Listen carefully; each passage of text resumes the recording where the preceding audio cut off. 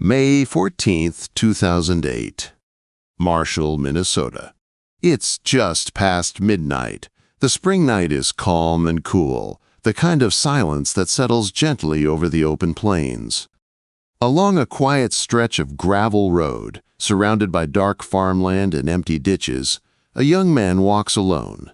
His name is Brandon Swanson. He's 19 years old. He's on the phone with his parents. The call is calm at first. He tells them he's fine, just needs a ride. His car, he says, is stuck in a ditch. He's unhurt. But something about the call is off. He sounds confused, confident he's near Lind, a small town a few miles away. But when his parents drive out to get him, there's no sign of him. No car, no lights, no one walking the road. They keep him on the phone, trying to triangulate his position in the dark. Then, silence. At 2:30 a.m., nearly 47 minutes into the call, Brandon abruptly shouts, "Oh, shit!" and the line goes dead. Brandon Swanson has never been seen again. What happened in those final moments? Did he fall into something? Was someone following him? Or did he stumble into a mystery far deeper than anyone imagined? This is not just a missing persons case. It's a riddle wrapped in night and farmland, and the deeper you go, the stranger it becomes.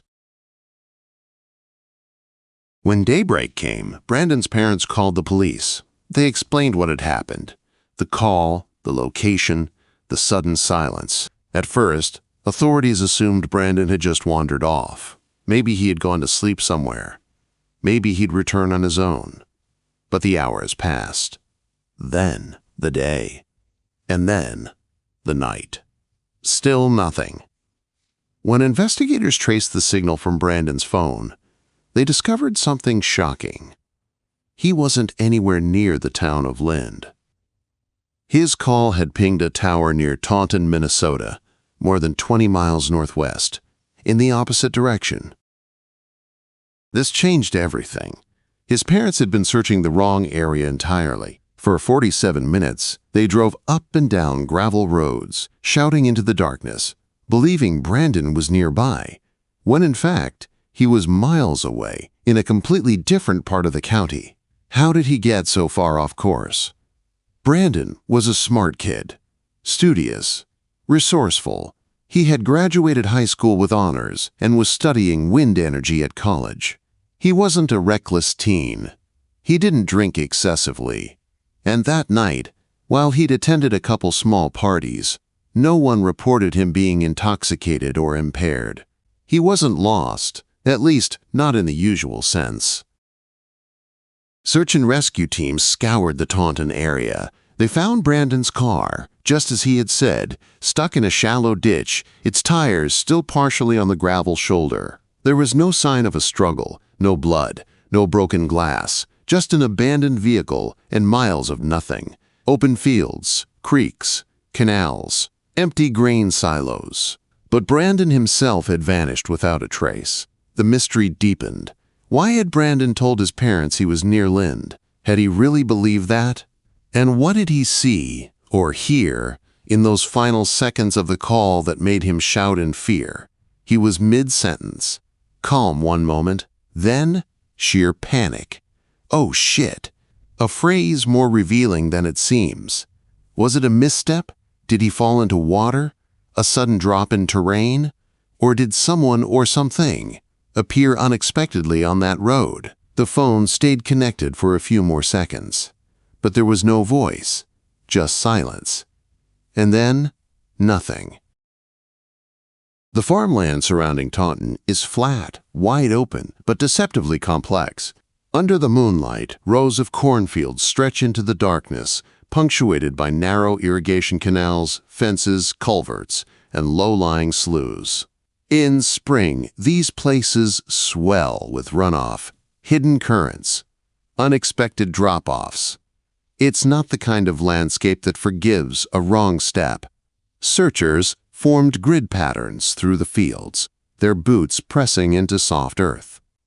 Dogs were brought in, cadaver dogs and tracking dogs, trained for both the living and the lost. But the dogs did something unexpected. They picked up Brandon's scent and followed it.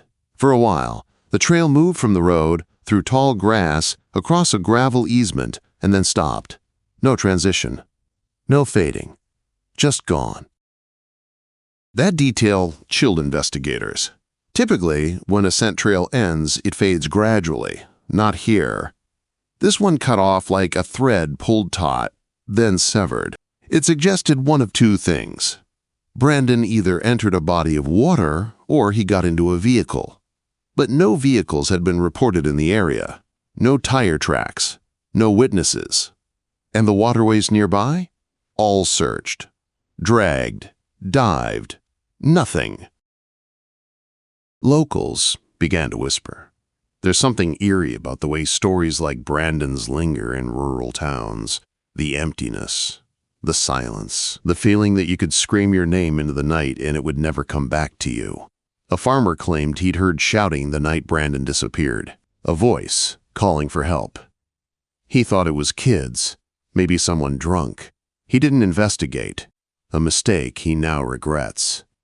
There were other strange details, too. Brandon had left the party in a good mood, texting friends. He had no known enemies, no signs of mental health crisis, no history of running away. And most chilling of all, his phone never left the tower range. It remained powered on for hours after the call dropped, ringing, voicemail, until finally, silence. As investigators examined Brandon's call logs and tower pings, a new timeline began to form, not just of his movements, but of his silence. The call to his parents had lasted 47 minutes, but Brandon's phone didn't die immediately afterward. It continued to ring for hours. This detail sent a ripple through the investigative community. Why? Because when a phone continues to ring, it suggests it's still powered, still active, still somewhere. At first, authorities thought maybe Brandon had just run out of battery. But when they pulled the cell tower data, they realized something stranger. The phone never moved. After the final exclamation, "Oh shit!" the device stayed connected to a single tower. It never left the area. If Brandon had been on foot and simply wandered deeper into the fields, his phone should have moved with him, changing signal strength, bouncing towers. It didn't. If he'd fallen into a body of water, the device might have died, or the signal might have distorted, but it kept ringing, clearly, for hours.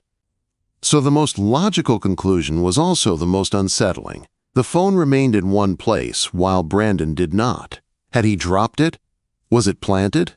Was someone else with him? Someone who left the phone behind to create confusion? These were no longer just theoretical possibilities. They were now the focus of an investigation shifting from a search and rescue to a possible crime. Digital forensics were limited. The phone wasn't recovered.